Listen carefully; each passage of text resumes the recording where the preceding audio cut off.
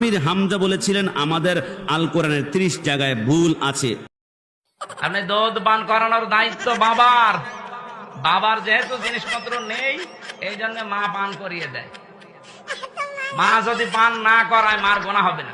যে মায়েদের স্তন থেকে দুধ পান করা ফরজ, এটা কিন্তু কোরআনে নয়। কোরআনে হচ্ছে বাবার স্তন থেকে দুধ পান করবে। আসসালামু আলাইকুম ওয়া রাহমাতুল্লাহি ওয়া বারাকাতুহু। দর্শক শ্রোতা, আশা করি সবাই ভালো আছেন।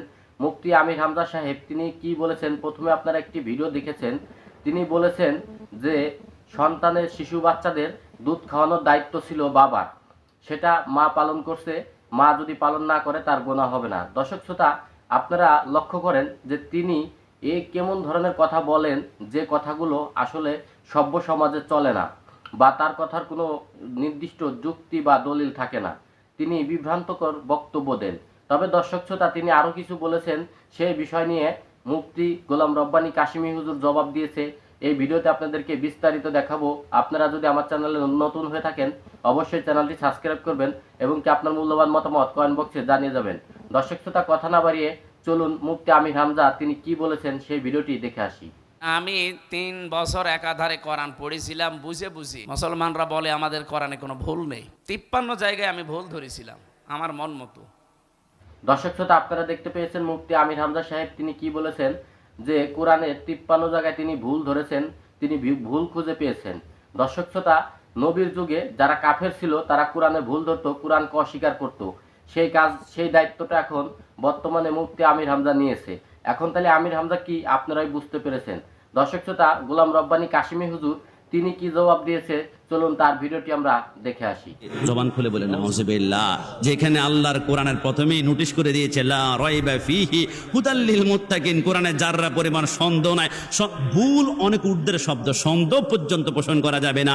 সেইখানে যারা কোরআনে ভুল আছে বলে, ওই বক্তে কিছুদিন আগে বলেছিল আমি যখন রিমান্ডে ছিলাম আমাকে এতবার টর্চার করা হয়েছে, এখন আমি কি বলি আমি নিজেও জানি না।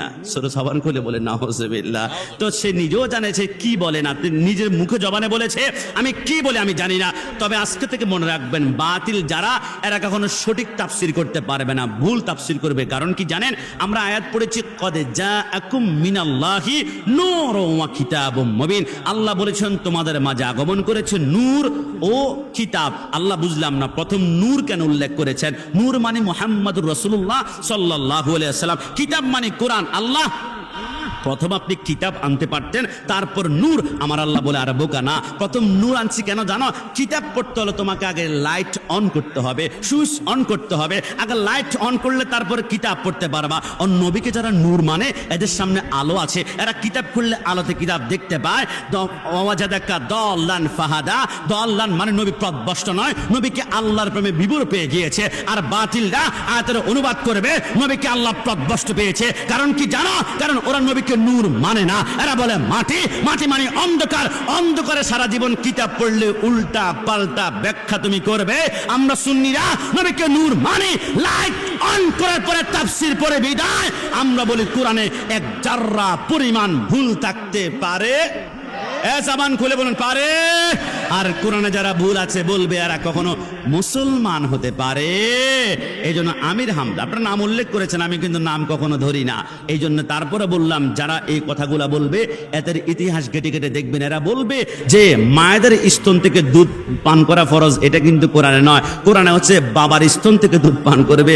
এমন পাগলামি, এমন উদ্ভট কথা যে বলবে, সে বলে কে মা খাদিজার বয়স ছিল 25 আর রাসূলুল্লাহর বয়স থেকে 40 ছিল। উল্টা বানিয়ে ফেলেছে রসুলকে খাটো করার জন্য, কিন্তু রসুলকে খাটো করা যায় না। সারে উঁচু মে উঁচা হামারা নবী, আল্লাহর পরে নবী, নবীর পরে আল্লাহ। আল্লাহ খালেক, নবী মাখলুক। আল্লাহ এবং রসুলের ভিতরে শুধু একটা মাখলুকের পার্থক্য আছে, এই ছাড়া আল্লাহ ছাড়া নবীকে জুদা করা যাবে। অনেকে আমাকে বললো হুজুর নবী যদি হাজির নাজের হয়, রাতের বেলা টর্চ লাইট আবার দরকার কেন? মাঝে মাঝে রসুল হাজির নাজের, রসুল নূর, টর্চ লাইট দেখবো। আমি বললাম আল ইলমু নূরুন, জ্ঞান হচ্ছে আলো। তাহলে তুমি যেটা আল ইলমু নূরুন বলেছো, এলেমটা আলো। আমি তোমার এই মুহূর্তে কাগজটা হাতের মধ্যে নিয়ে অন্ধকারে নিয়ে হাঁটবো, দেখি তো এলেম থেকে ওইখানে নূরের আলো দেখা যায় কিনা। নূর মানে তুমি কি বুঝতে পারছো? শুধু কেবল আলো চারিদিকে ছড়াবে? আরে না, মানে তোমার ভিতরটা আলোকিত করবে। নবী দুনিয়াতে আগমন করেছে, জাহিলিয়া যুগ ছিল, অন্ধকার যুগ ছিল, মেয়েকে দর্শন করতে পার বাবা মেয়েকে মাটির নিচে ফুতে ফেলতো, নবী আসছে আলো ছড়িয়েছে, আর প্রত্যেকটা ঘরের ভিতরে আমার আল্লাহ এত সম্মান দিয়েছে, আল জান্নাতু তাহতা আকদামিল উম্মাহাত, যেখানে মেয়েকে মাটির নিচে গাড়িয়ে ফেলতো ওই মায়ের পায়ের নিচেই সন্তানের বেহেশত ডিক্লেয়ার করা হয়েছে। জোরে বলে সুবহানাল্লাহ।